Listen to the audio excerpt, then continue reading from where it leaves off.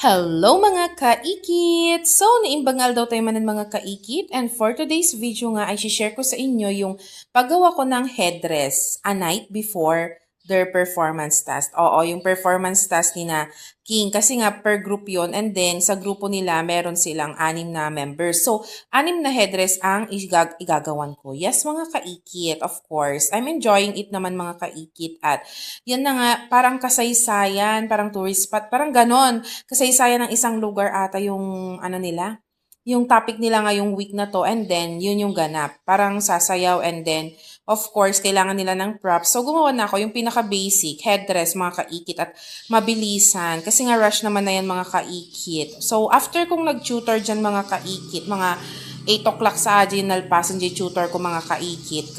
Of course, nagaramid ako ata nga headdress. Ngam, prior to that, wow! Kajay, mga kaikit. Aksa nag-print-print ako, tapos Ajay, kinartib ko lang nan kas kada impigkutan mga kaikit. Tas adya base di headdress, adya mo tanti inaramid ko mga kaikit. Super duper easy lang mat, adya pa nagkartiban lang talaga ti nabayag. Yes mga kaikit. Kasi syempre hanap mga gamay nga ag craft nga kasta mga kaikit. So, I'm trying my best. Oo. At super best naman ang nagawa ko dyan mga kaikit. For me, for my eyes only. Ganon. Charat.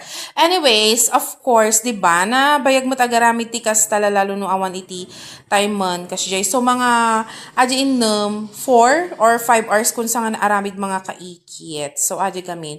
So habang ag pre-print, agi jay sa bali pa yung ipiprint ko.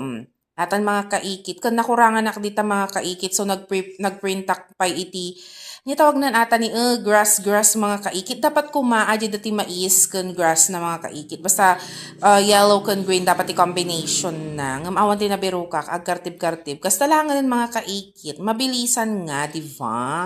So ayun, di ba? Na dito kayo na malmalpasa kun mga kaikit di LG na bells. So anya nawag nan may sakditan tayong batinak ni King Kingon. Agay ay ayam lang aji di quad iji cellphone tapos idinalpasan nga naaba ko nga nagay ayamon ay naturugan si kasyasya. So tata ata may sakitan mga kaikit. Nga magita nga tayo medyo mabubuto nga areng wareng chareng. Oo, syempre may sakon mga kaikit iji sango ata ti balay mi mga kaikit. Iji pagchuchuturak mo lang syempre. So ajay pa-try ko pa gayam ata nga parton mga kaikit ta.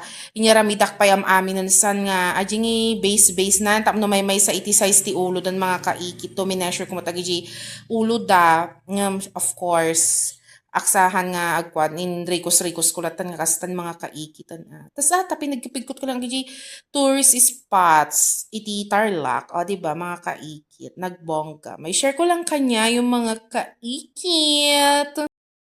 Ayan. So, hello mga kaikit! O, di ba nagrabi una yung mga kaikit? But anyways, doon ay rabi nga kasta.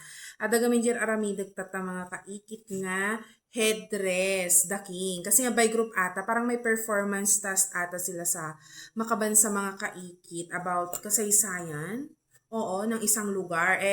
Of course, papakita ko sa inyo ang aking ginawa. Ayan. Parang siyang headdress mga kaikit. As you can see, headdress naman talaga siya na mukhang corona na ewan. Basta anyways, na presenting Tarlac. O, diba? Insuot ko pa talaga mga kumare, mga kaikit. So, dito, nakalagay sa gitna yung Tarlac and then yung mga yung 18 towns. Parang 17 towns tas yung isang city, di ba Tarlac City? Kaya 18 siya mga kaikit. And then, of course, awang gamin mabiro ka nga mais.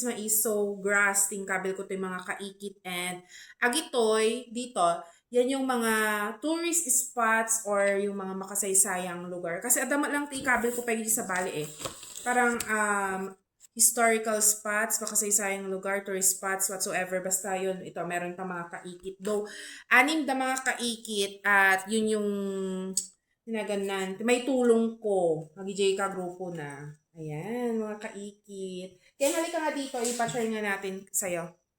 Halika na, bilis. So, ayan, ito try po ni King King. Isot mo, King.